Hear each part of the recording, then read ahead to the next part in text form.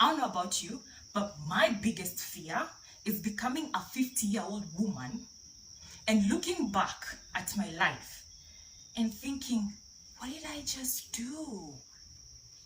I was working round the clock just so I could provide food, water, pay my mortgages, and have somewhere to lay my head every day. How did I serve? How did I use my God-given abilities? How did I follow my personal legion? How did I follow my spiritual calling? Stop seeing yourself as one individual. See yourself as part of the entire collective consciousness. And ask yourself, how can I use my God-given abilities to serve others, to love the world? Because when all is said and done, the only thing that's going to matter is not what you drive, what you wear, who your parents were, or where you lived. None of that shit matters.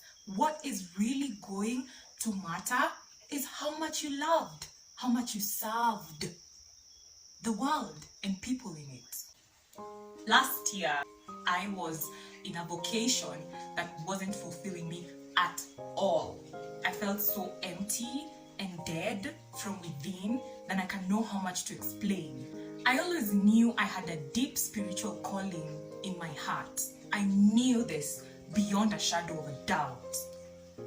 But I desperately was seeking approval from my parents, from my friends, from gaining status, wealth, whatever. And I literally decided to bury my spiritual component and just follow what I was being told to follow. Man, I cannot begin to tell you how much it drained me. It drained me spiritually. I felt like life was literally being sucked out of me. So I decided to walk away to ask myself the two most important questions. Who am I? And why am I here? Here's the thing. God has appointed each and every one of us a specific soul mission. All of us, I don't care who you are.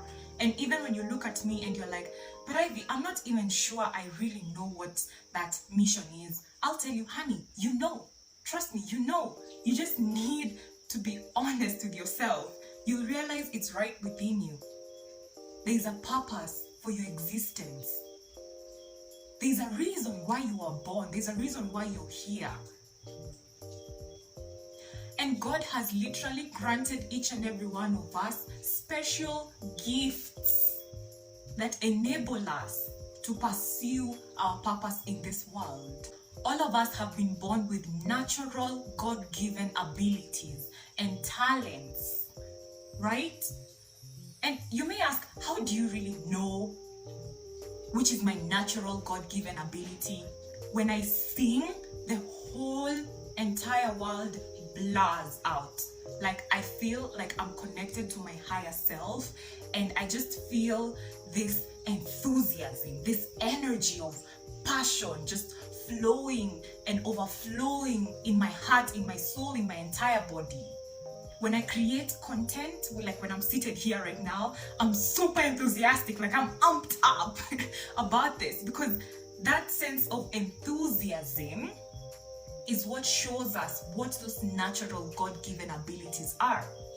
So what is that thing you do that you feel like, I'm so passionate about this, that literally when I do this one thing, the entire world stops and I just feel like I'm one with God, you know? That is how you know what that God-given ability is. Then you cultivate it.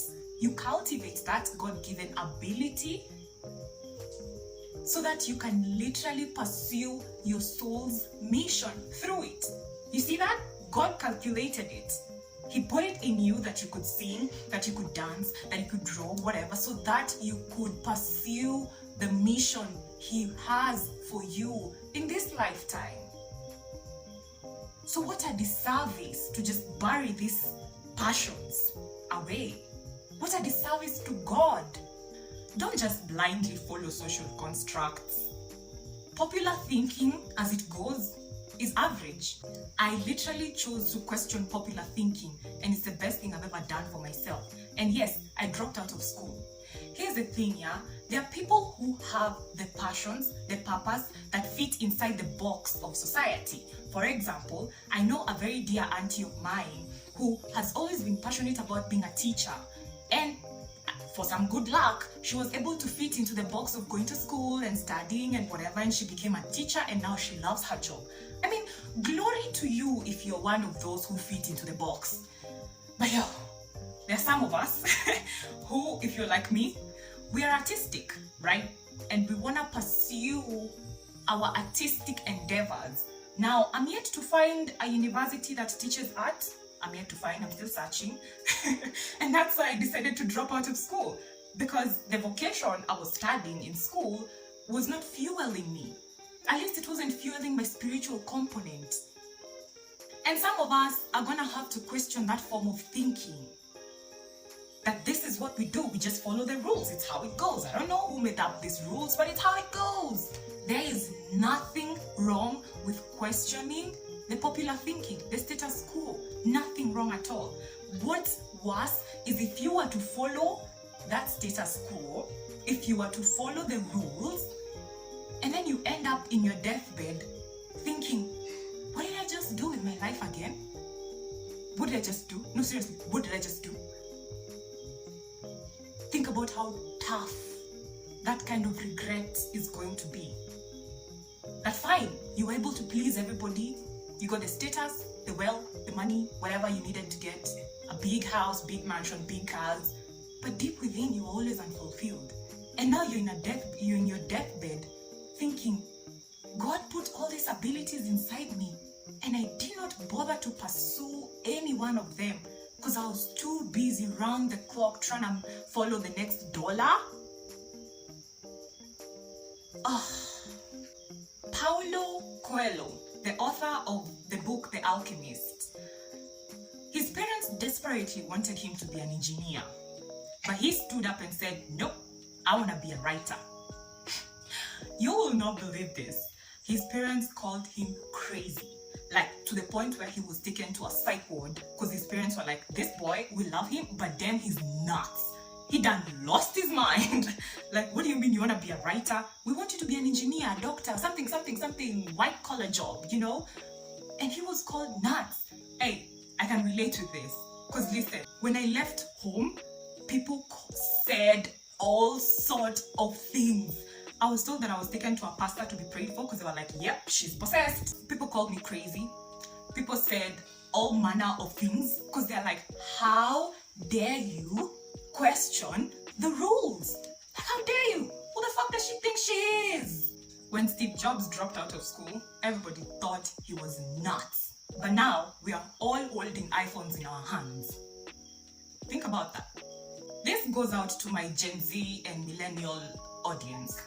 Hey, listen, you stand up to your parents and you tell them, mom, dad, auntie, whatever, I have decided that I'm gonna follow my spiritual calling and I'm gonna follow my natural gifts. I'm gonna be a writer, I'm gonna be a singer-songwriter, I'm gonna be a rapper, I'm gonna be a YouTuber. This is what I've decided. You don't understand how triggering it is for your parents. I'll tell you, out of experience, I just did not realize how triggering it was for me to literally look my father dead in the eye and tell him, yeah, you chose this course for me, I want to do it. I don't want to do it. I am choosing to follow my spiritual purpose, which is to be a YouTuber and a singer. I did not realize how triggering it was for him. Because listen, here's my point. My dad has always been deeply enthusiastic about planes. You see it in his eyes when he talks about it. And he says the nose is landing, and then at a degree, at an angle of stringing, and he's just using all these technical terms, which I don't understand. But what I understand is the energy in his eyes when he talks about how the plane is landing and how the pilot is pivoting the plane. It's just this energy I see in his eyes. And when he was my age, it was still there, right? He deeply would have wanted to follow his own purpose, his own spiritual calling, but for one reason or the other, he couldn't or he chose not to. So for me as his daughter, to stand on my 2 feet and say, hey, I'm gonna follow mine, you know how triggering that is? Like, your parent is gonna get triggered, and that's what I'm trying to say. Especially if you're Gen Z or millennial and you're looking at your life and you're like, no, I'm not gonna live the same way my parents lived, paycheck to paycheck to paycheck to paycheck. No, I'm gonna seek fulfillment from my heart, spiritual fulfillment. That is gonna be so triggering. You could literally cause an entire midlife crisis for your mom, your dad, your auntie, your sisters, whatever. Because they're looking back at their lives and they're like, man, I did not get to pursue my purpose. So what is she talking about? I remember when I dead ass looked my father in the eye and I said, I'm about to take a break from school. I'm not going to school anymore. He kept asking me, what is this purpose? With his face like this. He's like, what is this purpose? What are you talking about? No, because it was non-existent to him. And it's taken me a long time to realize it has nothing to do with me. He is looking at his own life like, yo, what is she talking about that she can just be liberated and follow her spiritual component? What? We follow the rules. It's how it's been. It's how it's always been. You end up unfulfilled. You end up tired and exhausted from doing something that doesn't fulfill you. But hey, it's how we rock. It's how we move. So how dare you? Who the fuck do you think you are to question? And a lot of you are going to go through that with your parents. And this is the time when you've got to fight for your dream. Elon Musk, the richest guy in the entire world, you will not believe that his father constantly called him dumb. Yes, Elon Musk, his father was like, you are stupid, you are dumb, and you are worth nothing. Today, he's top, at least one of the top on Forbes list. You have got to fight for your dream. And you cannot give up. No, God will always hold you together, and you literally cannot give up. Every time you think of giving up, think of the last day of your life. And if you want even more context, you can go on YouTube and literally Google people who have been at the brink of death. Just listen to their stories. Because you realize on that last day, in that last moment, God will not judge you as per organized religion tries to say, but God will ask you one question. How much did you love? And I've had so many people think about that with regret, that it scares me. That at one point I could look back at my life and ask myself, what was I doing? Okay, I received the validation from my dad. Okay, I received the validation from the world. Okay, I received the money, the wealth, the status. But how much did I love? Isn't that scary? Every time you feel like, oh God, no, I'm tired, I just want to give up. Remember that there's going to be a moment when you look back at your life and you want to look back at your life and say, I feel so fulfilled. Man, this journey was so hard towards reaching my dreams, but hey, it was worth it. It was worth it. You stand tall in the foundation of your spirituality. Open your heart, man. Open your heart, god damn it. Open your heart. Like, you cannot live paycheck to paycheck to paycheck, running round like a rat on a hamster wheel, working in a job that does not fulfill you, that does not complete you, just so you can pay for food, water, electricity, and bills. Life is more than just that.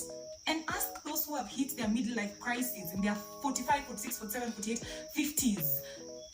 Ask them. They'll tell you. They look back at their lives and they're like, wow, what was I doing? You know, this is the time when you even realize, man, I wasn't even there for my children because I was spending a lot of time in the office trying to make ends meet. Well, what is it helping right now? No, seriously, what is it helping you right now? Now that your children are grown up, they no longer need your love. They're going to find love for themselves. I'm telling you, every time you feel like giving up, think about this and think about it, reflect about it, reflect on it, and literally think to yourself, how will I feel? How will I feel at the end of my life when I'm reflecting? How will I feel? Will I be content or will I feel regretful? It's gonna be hard, boo. I'm not promising you heaven. I can tell you it is hard beyond words. But I believe that it's much more worth it than bowing down to the rules and then ending up deeply unfulfilled. You you deserve to reach your destiny, you deserve to follow your path, and you deserve to abide by the mission of your soul. We are here for a reason. Each and every one of us has a spiritual calling. How do you realize your spiritual calling? By asking yourself, what is it that brings me enthusiasm? What is it that makes me energetic, passionate? And what is it that feels purposeful for me? Don't just blindly follow social constructs, honey. No, you've got to think before you follow. You have a mind of your own. Think before you follow. People are gonna call you crazy. Hey, that's normal. If Paulo was taken in a psych ward because his parents literally thought he was mad, that's okay. People think you're possessed, you've joined a cult. I don't know, there's gonna be all these type of stories walking around. That's only normal. It's gonna be triggering for your parents, Gen Z. Yeah, it's gonna be really triggering, especially if they did not have the opportunity to follow what their soul's purpose is. Oh, it's gonna be so triggering, and that's okay too. If you don't follow your purpose, you end up deeply unhappy and unfulfilled. And who wants that, right? Who wants that? Follow your dream, follow your heart, open your soul, use your natural abilities to serve the world. Yes, Mama, they should use their abilities to serve the world, right? Yeah. There's a person talking in the background. Oh, no, I would never show her face. Don't show your face, you're still a baby.